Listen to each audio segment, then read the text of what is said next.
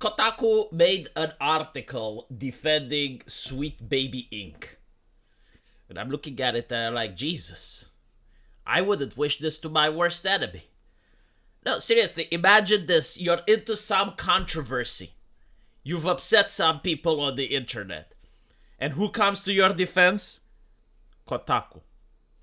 I'd rather not. I would hope that a publication with this level of stink wouldn't try to defend me. I mean, just look at it. Just look at it. How many people are reading this garbage? Even though, like, everyone on the internet is talking about it. 237 comments. I have seen at least 6 YouTube content creators that have over 100,000 subscribers talk about this article, and all they get is 237 comments. They're nobody. No one reads this shit. No one cares. So not only do they have the stink of piss journalism, they also don't have anyone reading them. So yeah, even if I was Bernie, the last person that I would want to see coming to my aid would be Kotaku. But let's look at this because it was absolutely hilarious.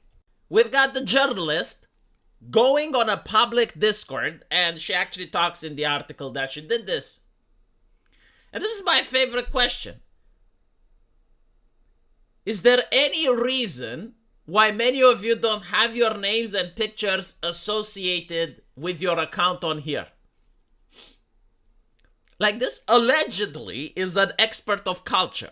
It's a journalist working for a publication that talks about video games, and one would think that she would understand gamers. Like, it doesn't take much to understand gamers.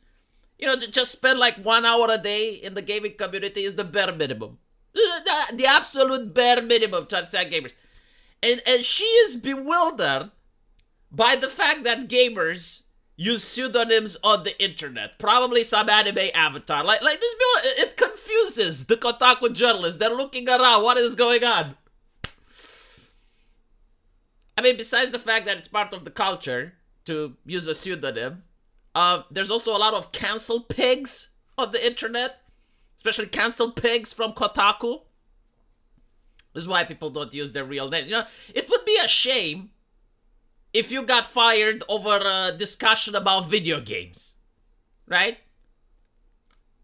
It's almost like a Sweet Baby CEO saying, oh, we need to terrify them. Oh, well, you can't terrify if you don't know who they are. Now, can you? Now, the last question which she asked was, hello. Would anyone in this group be willing to answer a few questions for a Kotaku story?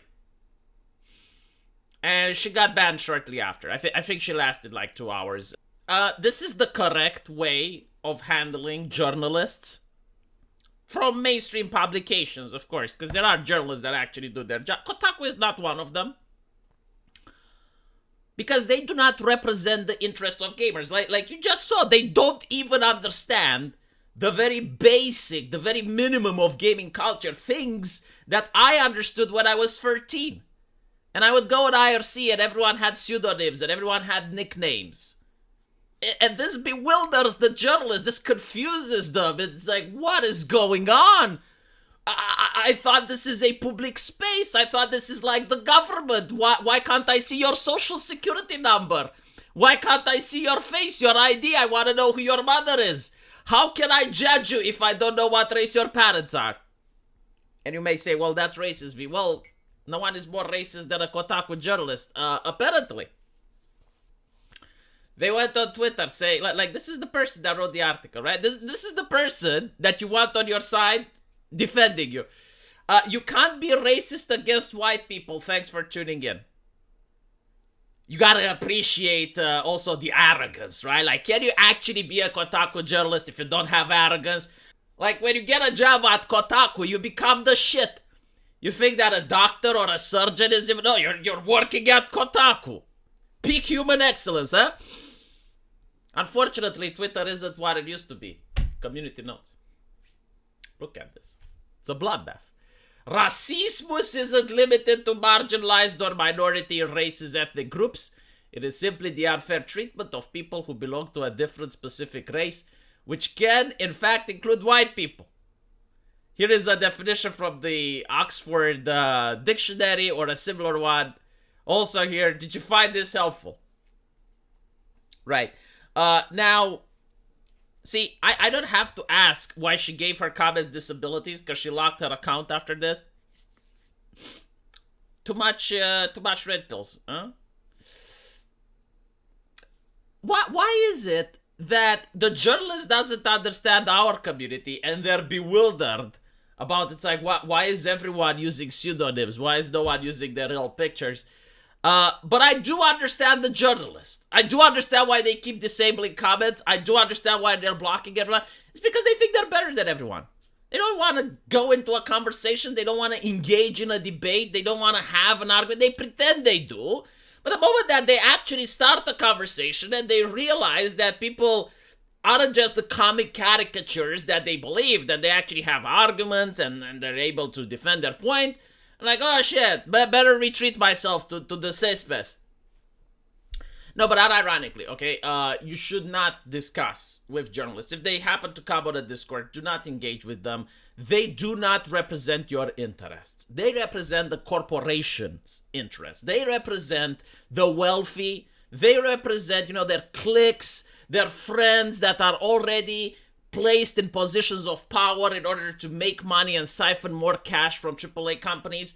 What they want you to do is to shut up, buy the product, buy the DLC, buy the loot boxes, spend all your money, okay? Take the money away from your family, take the money away from your wife, and give them to the AAA companies so that the companies can then redistribute the wealth and have it trickling down the wealth redistribution all the way to the Kotaku journalists.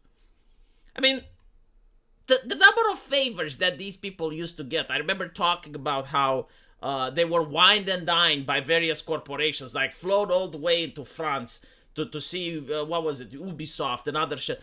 It's like, do you honestly think they give a fuck about the customer? Like, they don't care. Like, they're looking at you, as you're some sort of necessary evil. Like you just exist on the internet and you're required for the industry to function. No, like, their customers are, number one, the sponsors that are on the website, and number two, the game companies. Because the game companies are whining and dining them. They're the ones giving them early access. And, before everyone else gets a copy, they get it so that they can write their reviews before any other person can. This is why they exist. And they're not going to care about shit. They're not going to give you a fair shake. They're not interested in a conversation. They think that just by criticizing Sweet Baby, that's harassment. I'm sorry, but that strategy was nerfed back in 2020. You can't do that on the internet anymore. You can't say, oh my god, people are complaining about this company, it's harassment.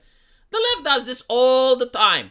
Every single time a new Harry Potter IP comes out, they're like, oh my god, J.K. Rowling, and they start downvoting and they start, doing the harassment. And I don't see Kotaku defending that.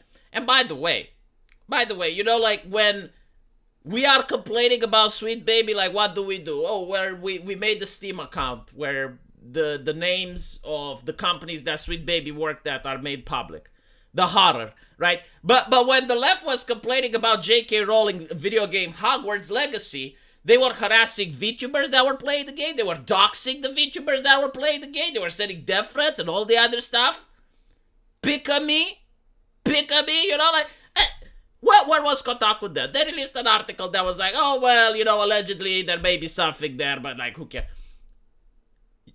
I'm sorry, but this, to consider this harassment is beyond ridiculous. Again, coming from a person that doesn't understand why people on Discord use pseudonyms. I bet, like, that's the first time they even installed Discord, huh? They probably had to uninstall Tumblr or Reset Era or whatever they have. And they were like, okay, well, what is this app? Why is everyone using pseudonyms? Why aren't they using their real faces? But anyway, I'll read the article on my live stream. So if you have a car, I would suggest that you don't take it to the gas station to fill it up, because there is so much gaslighting within the Kotaku article that I will be able to fill all the cars. I don't know how many people are going to join for the live stream, But everyone that joins is going to have their car filled because the level of gaslighting that is in that article is absolutely astonishing. So let me know what you guys think, and I'll see you in the comment section. Take care.